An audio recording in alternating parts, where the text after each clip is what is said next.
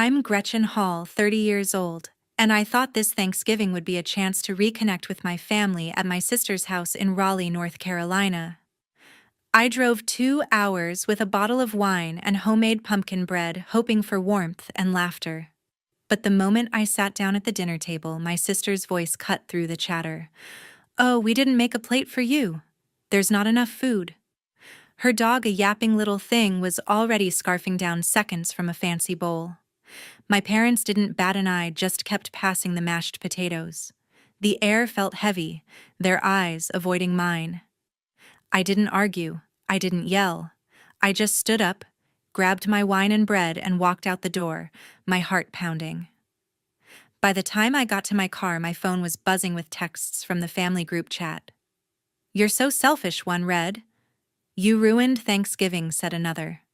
I didn't respond. I wasn't starting drama, I was done being their doormat. And what I found out later, it made my blood boil. But that's not the half of it. Have you ever been turned away and abandoned by your own family?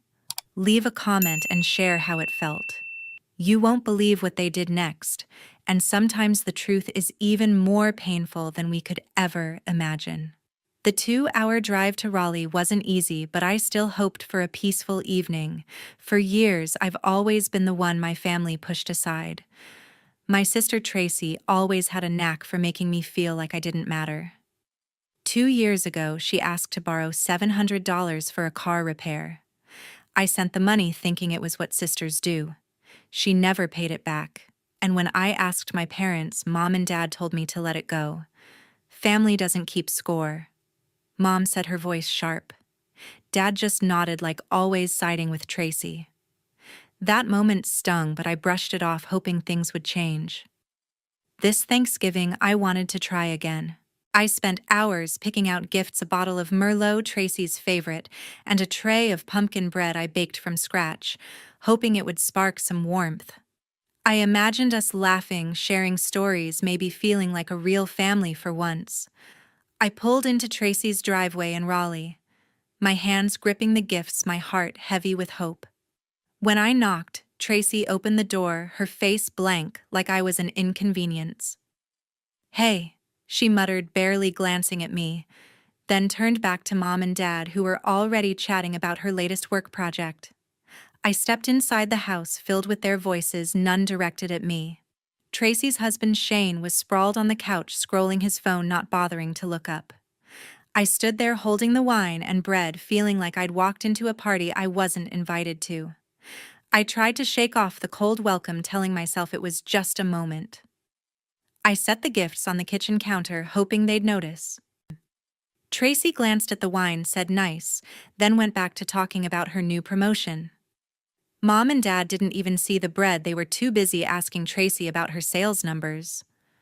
I tried to join in, mentioning my own job, but Tracy cut me off to brag about her dog's new groomer.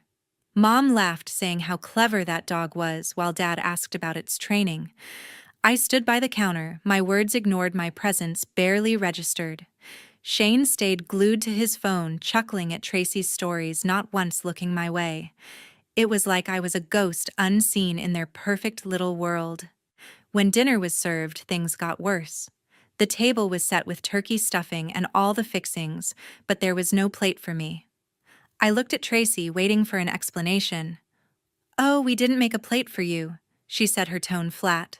"There's not enough food." I stared, stunned, as she scooped a second helping onto a fancy bowl for her yapping dog, who was already licking its chops from the first round. Mom and Dad didn't blink. They just passed the gravy, their eyes fixed on Tracy.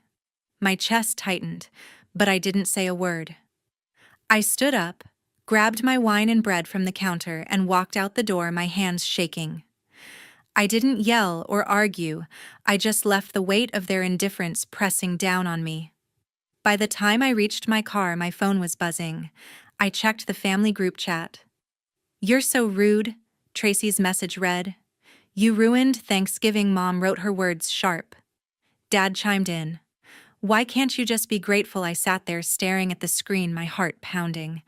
They thought I was the problem, like I'd done something wrong by refusing to be invisible. I didn't respond. I wasn't starting drama, I just couldn't take it anymore. That night, I drove home, the gift still in my back seat, my mind racing with everything I'd let slide for years. Something in me shifted. I wasn't going to let them walk all over me anymore. The morning after I opened my banking app out of habit, something felt off, like an itch I couldn't ignore. I scrolled through my account expecting to see my usual balance, rent, groceries, the occasional coffee. But then, a string of charges stopped me cold. A $180 purchase at a Raleigh boutique. A $120 concert ticket. Another $250 at a high-end department store. My fingers froze on the screen, my breath shallow. These weren't my transactions. They were linked to a joint account I'd set up with Tracy years ago, back when she swore she needed help with urgent expenses. I'd believed her even after she never paid back the $700 I lent her. Now, staring at those numbers, I felt a wave of disbelief crash over me. I dug into the statements, my eyes scanning every line. The charges went back 6 months, $200 for designer jeans, $150 for a spa treatment, $300 for a wine club subscription. Over $2,000 in total spent on things Tracy flaunted while I scraped by. Each entry was a stab, proof she'd been dipping into my money like it was hers. I remembered her polished nails at dinner, her new boots, the way she bragged about her great deals. My stomach twisted, not just at the betrayal, but at how careless she was with it. She didn't even try to hide it, just assumed I'd never check. Mom and Dad had pushed me to open that account, saying Tracy needed a safety net. They never asked how it was used, never cared what it cost me. Their faces flashed in my mind, smiling at her stories, blind to her greed. I kept scrolling, the numbers piling up. A $90 dinner at a fancy restaurant. A $75 makeup palette. Every charge felt personal, like Tracy was laughing at me behind my back. I'd been working overtime to cover my bills while she treated herself to concerts and clothes with my money. The realization hit hard, this wasn't a mistake. She knew exactly what she was doing. I thought about all the times I'd let her slide, telling myself family comes first. But this wasn't family. This was theft. My hands shook as I opened the transaction details, seeing her name tied to every withdrawal. She'd linked her card to the account, making it easy to spend without a word to me. The audacity of it burned through my shock, leaving raw anger in its place. I grabbed my phone and called the bank, my voice tight but controlled. "I need to close a joint account," I said, reading off the number. The agent hesitated, asking if both parties agreed. "I'm the primary holder," I cut in. "Close it now." She walked me through the steps, her tone professional but cautious, warning about shared access. I didn't care.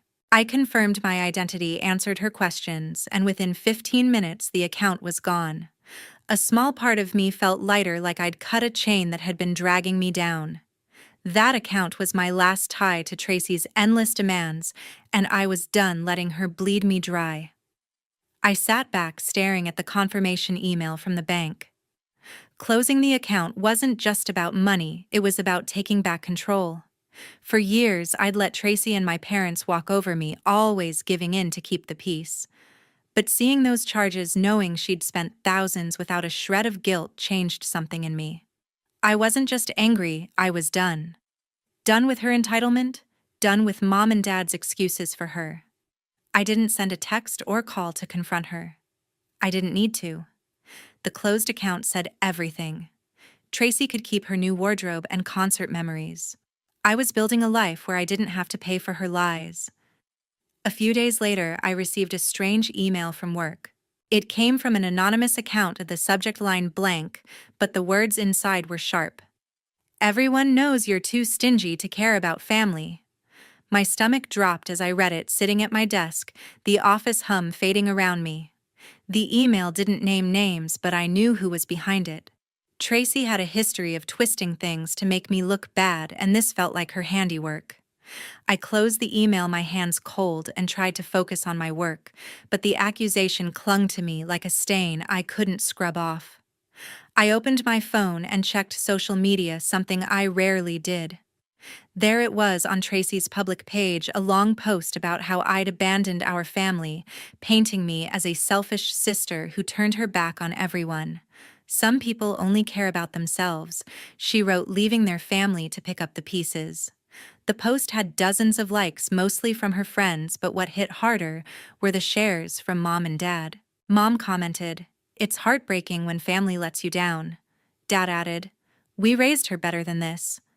Each word felt like a calculated jab meant to shame me in front of strangers. I scrolled through the comments, seeing people I didn't know, piling on, calling me ungrateful, cold, even cruel. My chest tightened, not from sadness, but from a growing resolve to fight back. I forwarded the email to my personal account, saving it as evidence. Then I took screenshots of Tracy's post and my parents' comments, my fingers moving fast like I was building a case. I didn't know what I'd do with it yet, but I wasn't going to let them rewrite my story. That evening, I met my friend Ian at a coffee shop in Raleigh. I'd known Ian since college, and he'd always been the one to call things as he saw them. I showed him the post, my voice steady, but low.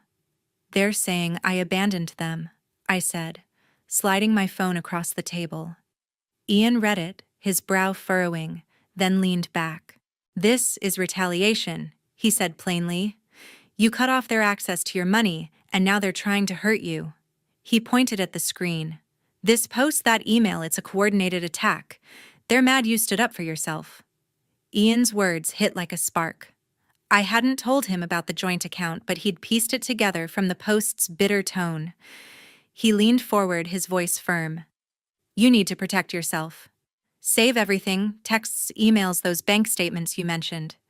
Don't engage with them online. They want you to react to look like the bad guy." I nodded, his advice grounding me. Ian wasn't just guessing, he'd seen how Tracy twisted things before, like when she blamed me for missing her birthday when I was stuck working overtime. He'd always been the one to remind me I wasn't crazy for feeling used. Back home, I pulled up every piece of evidence I could find. I saved the anonymous email, noting its timestamp and the generic domain it came from. I downloaded the bank statements from the joint account, highlighting every charge Tracy made. I went through old texts, finding messages where Tracy promised to repay me, her words empty even then.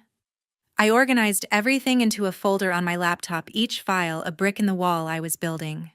It wasn't just about protecting myself, it was about proving I wasn't the villain they wanted everyone to see. Tracy's post kept spreading, her friends adding more comments, their words sharp but vague, like they'd been fed half-truths. Mom shared the post again, her caption, a plea for family unity that felt like a slap. Dad's silence after his first comment was just as loud. He'd always backed Tracy, even when it meant ignoring me. I didn't respond. Online, didn't call them, didn't give them the fight they wanted. Instead, I kept building my case, my resolve hardening with every screenshot. Ian texted me later that night. "Stay strong. They're trying to break you, but you're smarter than that." His words were a lifeline, pulling me back from the edge of doubt. I sat at my kitchen table, staring at the folder of evidence. This wasn't just about a post or an email. It was about years of being pushed aside, expected to take it with a smile. Tracy thought she could shame me into submission, and Mom and Dad were happy to help. But I wasn't the same person who'd let them walk over me. I wasn't going to let their lies define me. I closed my laptop, feeling a quiet strength settle in. Whatever they threw at me next, I'd be ready. 1 week later, Shane showed up at my doorstep. I opened the door, startled to see him standing there, his face weary, hands stuffed in his jacket pockets. "Can we talk?" he asked, his voice low, almost hesitant. I nodded, stepping aside, my guard up.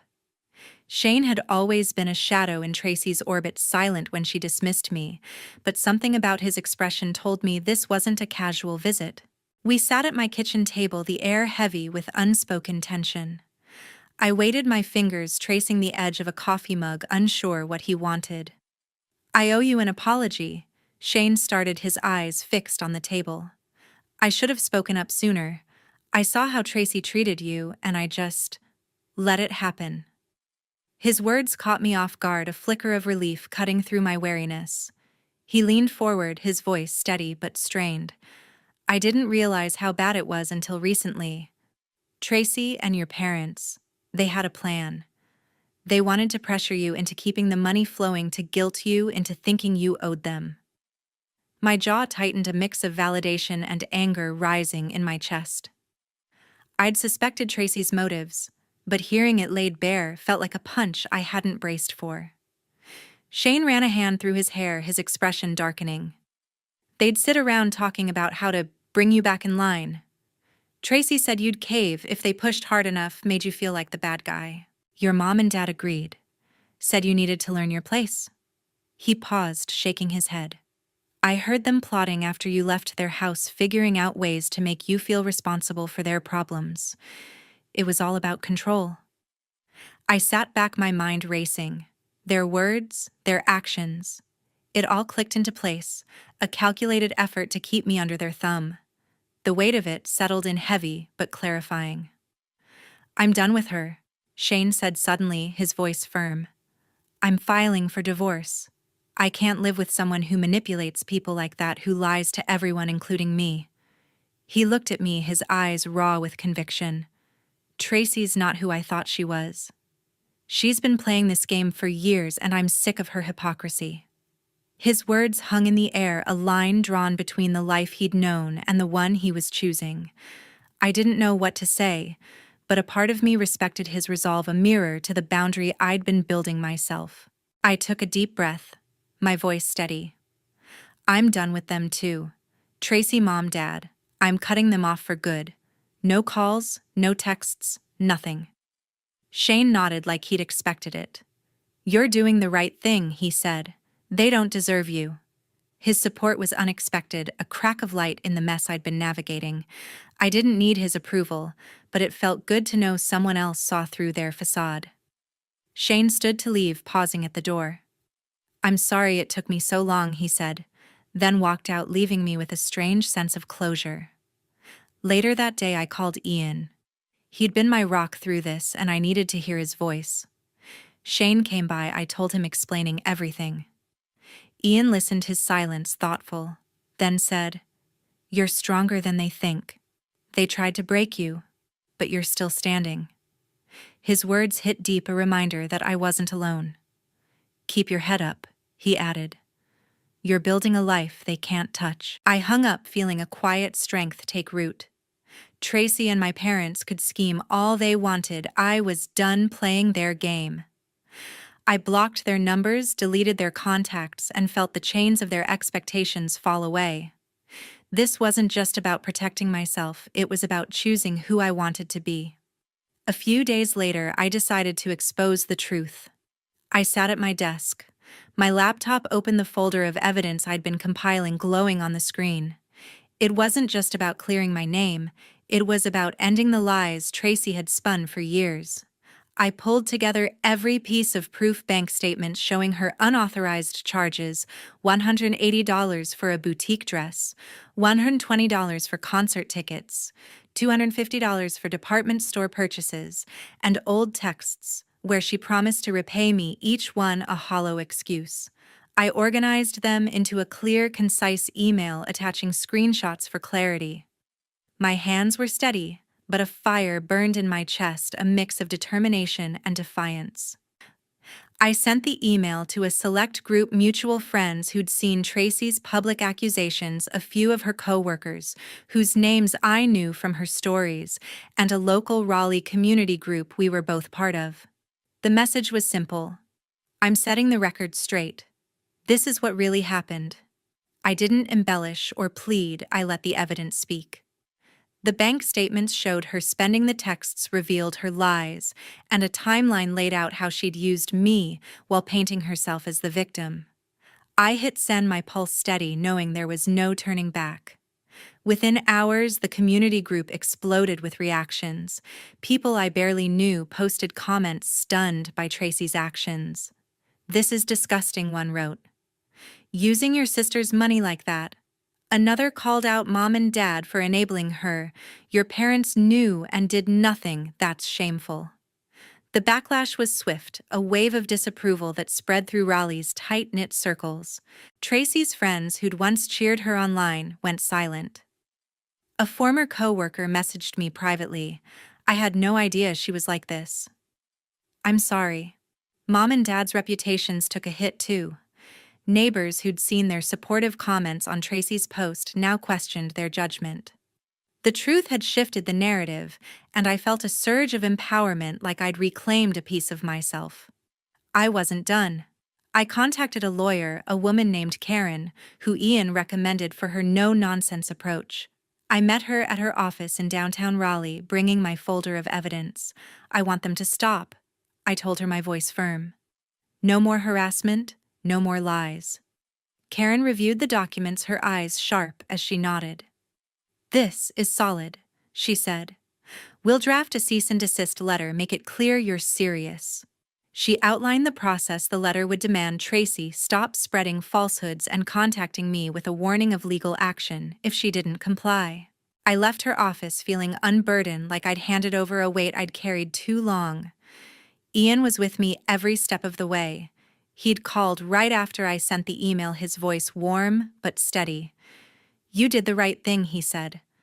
They can't hide from this. When I told him about the lawyer, he offered to join me for the meeting, but I wanted to face it alone. Still, his support was a lifeline. You're not just fighting for yourself, he told me over coffee later that week. You're showing them you're done being their pawn. His words fueled me, a reminder that I was building a life free from their control. The lawyer sent the cease and desist letter to Tracy's address with copies to Mom and Dad.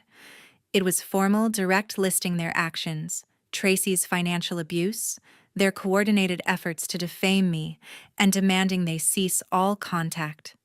Karen warned me they might lash out, but the community's reaction had already shifted the tide. Tracy's online presence went quiet, her posts hidden or deleted. Mom and Dad stopped engaging in the community group, their silence a stark contrast to their earlier boldness. I didn't hear from them directly, and for the first time that silence felt like victory. I'd taken back my story, and no one could twist it anymore. 1 month later, Tracy sent me a long email, but I knew her true colors too well by now. The subject line read, "I'm sorry," but the words inside were a tangled mess of excuses and blame. She wrote about how hurt she felt by my actions, claiming I'd misunderstood her intentions and pushed her into a corner. "You forced my hand?" she typed, as if her lies were my fault. I skimmed the rest, catching phrases like "family should stick together" and "you've always been too sensitive." It was the same old script, half apologies laced with accusations designed to make me second-guess myself. I deleted it without a reply, my heart calm but firm. My phone buzzed with texts from Mom and Dad, their messages echoing Tracy's tone. Mom's was long-winded. "We're struggling and you've turned your back on us." Dad's was curt. "You need to help your family." Their words carried a familiar weight, a demand for me to fix their problems. I didn't respond. I swiped the notifications away, their pleas, vanishing into the digital void. I'd spent years bending to their guilt trips, but now I saw them for what they were, empty attempts to pull me back into their control. My focus was elsewhere, on the life I was building without their shadows. Word spread in Raleigh about their downfall. Friends who'd seen my evidence shared stories of Tracy's unpaid debts, her habit of borrowing without repaying. A neighbor posted in the community group about Mom and Dad dodging bills, their polished image crumbling. Local shop owners whispered about bounced checks and ignored invoices. The community that once admired them now kept their distance, their trust eroded by the truth I'd exposed. Tracy's social media went silent, her usual stream of curated posts replaced by absence. Mom and Dad withdrew too, their names fading from local events. Their financial struggles were their own making, and I felt no obligation to bail them out. I leaned on Ian more than ever. We met at a quiet diner where he listened as I vented about the emails and texts. "They're desperate," he said, stirring his coffee. "They're losing control, and they hate it." His voice was steady, a reminder that I wasn't alone. Ian had a knack for cutting through the noise, helping me see the bigger picture. "You're free now," he told me. Focus on what's next. We spent hours sketching out plans. My career goal's a trip I'd always wanted to take, a new apartment closer to work. His encouragement wasn't just words. It was a push to believe in myself, to trust the path I was carving. I sat in my apartment that night, the city's hum outside my window. For the first time in years, I felt unshackled, like I could breathe, without the weight of their expectations. Tracy's email, Mom and Dad's texts. They were noise, not truth. I didn't need their approval or their apologies.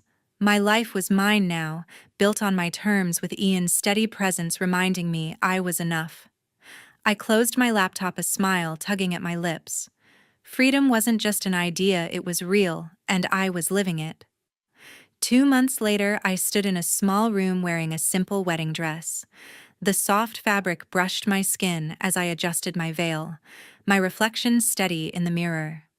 The venue, a cozy garden in Raleigh, buzzed with the quiet laughter of close friends, their voices a warm hum outside. Ian waited out there, his calm presence a promise of the life we were building. This wasn't just a wedding. It was a declaration of my choice to prioritize joy over obligation, to surround myself with people who lifted me up. My phone pinged as I stepped toward the door. A text from Tracy, her name flashing like a warning. "Please, we need to talk at Reed," followed by a string of emojis meant to soften her words. I didn't open the full message. My finger hovered over the block button, and with a single tap, I silenced her for good. I'd already cut ties, and today wasn't about her or her excuses. It was about me, Ian, and the future we'd chosen together.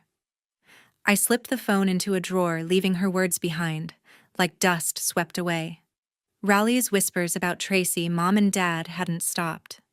Their financial troubles had deepened, creditors calling utilities cut off, their once shiny reputation now tarnished. The community group posted updates: Tracy's car repossessed Mom and Dad's house, facing foreclosure. Neighbors who'd once invited them to barbecues now crossed the street to avoid them. Their isolation was complete, a consequence of their own actions. I didn't revel in their downfall, but I felt no guilt either. They'd built their cage, and I was done holding the key. The ceremony began simple and heartfelt. Ian stood at the altar, his smile anchoring me as I walked down the aisle. Our friends, a tight circle of support, clapped softly, their faces bright with genuine care. We exchanged vows, promising trust, respect, and a shared journey. When Ian slipped the ring onto my finger, a wave of peace washed over me, clean and unburdened. This was my family now, not one bound by blood, but by choice. The reception was small, with string lights and a playlist we'd curated together, laughter filling the air as we danced. Later, as we sat under the stars, Ian squeezed my hand. "You're glowing," he said, his voice soft but sure. "This is what you deserve." His words settled deep, a confirmation that I'd made the right choice. We talked about our plans: a quiet honeymoon, a new project at work, a home we'd make ours. Every word felt like a brick laid in a foundation stronger than anything I'd known. I was free, not just from Tracy and my parents, but from the weight of their expectations. Looking back, I saw the lesson clearly. Family isn't a debt you owe, no matter how much they demand. Self-respect, the kind I'd fought for, was worth more than their approval. I'd spent years trying to please them, only to learn their love came with strings. Cutting those strings wasn't easy, but it gave me a life built on truth, with Ian by my side. As the night ended, I leaned into him, my heart full. I wasn't just a bride, I was myself, whole and unbroken,